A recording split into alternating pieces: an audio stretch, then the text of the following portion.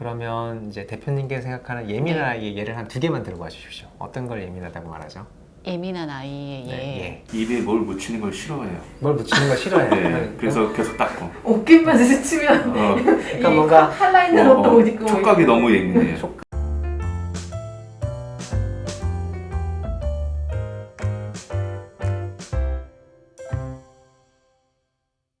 예민한 아이 잘 키우는 법이라는 책을 쓰셨는데요. 네. 예민함의 기준이 뭔지가 일단 궁금하더라고요.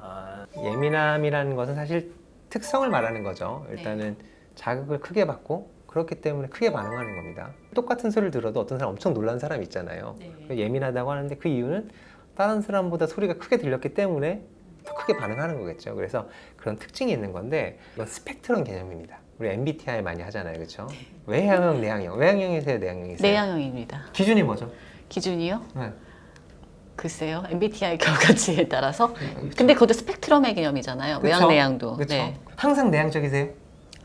아니요. 그렇죠. 가끔은 이제 업될 때도 있잖아요. 맞습니다. 네. 그러니까 사실은 어떻게 보면 우리가 예민하다는 것도 그런 개념으로 접근을 해야지 이게 예민하냐 아니야 이런 수치로 뭐 이거 넘어가면 예민하고 아니라고 이렇게 할 수 있는 게 아니라고 생각하시는 게 더 좋을 것 같고요. 이제 선생님은 그런 분이 아니시기 때문에 이 책엔 그런 게 없지만 예전에 나왔던 예민함의 책을 보면 실은 체크리스트에 몇 개 이상이면 엄청 센서티브한 사람부터 이렇게 다 나뉘어 그레이드가 나뉘어져 있잖아요. 그런 것 때문에 좀 사실은 오해를 하는 것 같아요. 더 좋은 방법이 있으면 그렇게 하진 않을 텐데 우리가 정신과의 거의 대부분 질환을 그런 식으로 하거든요. 몇 개에서 몇 개 이상 했을 때 그렇게 말하는데 거기에 분명 한계점이 있다는 거를 우리가 알아야 된다는 거죠. 물론 그 설문지에서 많으면 많을수록 예민할 가능성이 높은 건 맞죠.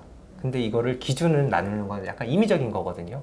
네. 이분법적으로 나누는 거는 그쵸? 문제가 있다. 그거는 약간 뭐 연구를 위해서거나 네. 이렇게 하는데 도움은 될 수는 있겠지만 자기 자신을 이해하는 데는 크게 도움은 되는 것 같지는 않습니다. 네. 이제 부모님들의 경우에 예민한 아이가 타고난 건지 나를 닮아 예민한 건지 아니 양육 방식에 의해서 내가 뭔가 잘못 키운 건지 이런 고민들을 많이 하잖아요. 어떤가요?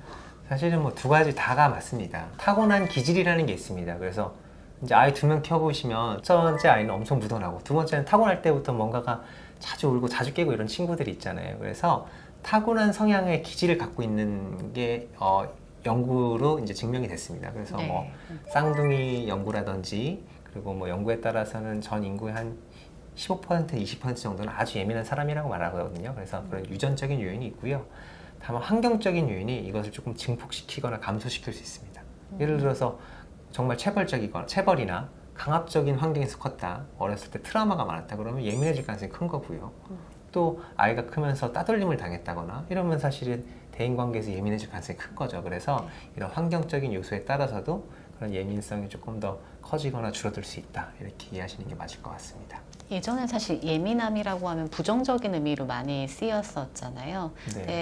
최근 몇 년 사이에 긍정적인 부분을 이렇게 부각시키는 책이나 그런 견해도 많았던 것 같아요.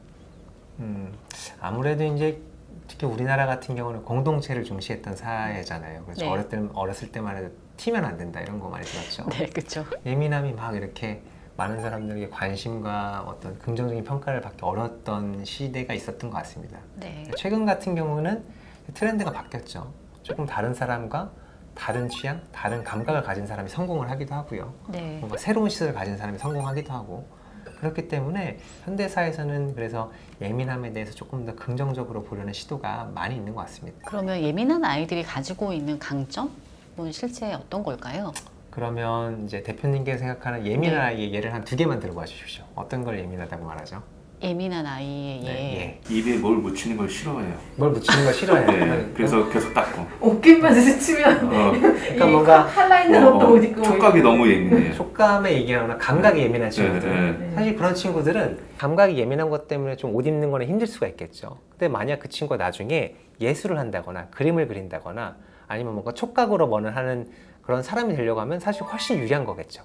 좀 무던한 사람보단 그거는 민감한 사람이 예술적인 감각은 훨씬 뛰어날 겁니다.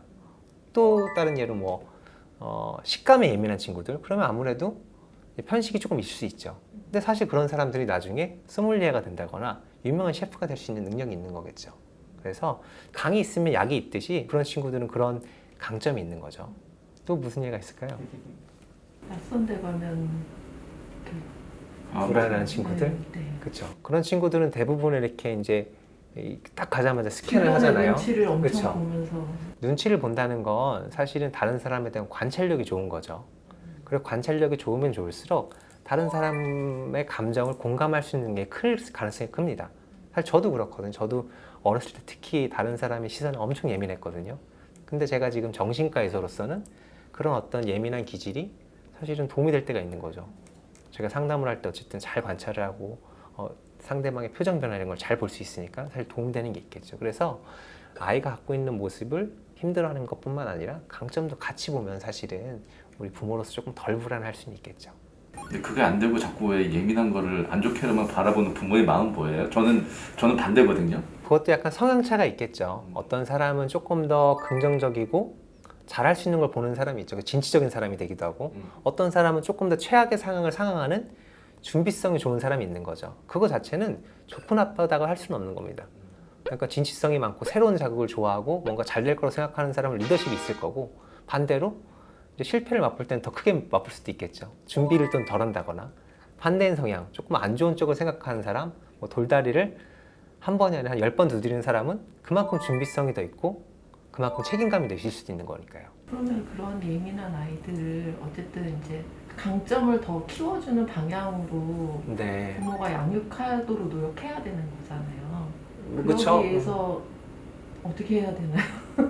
첫 번째는 제가 책에서 썼는데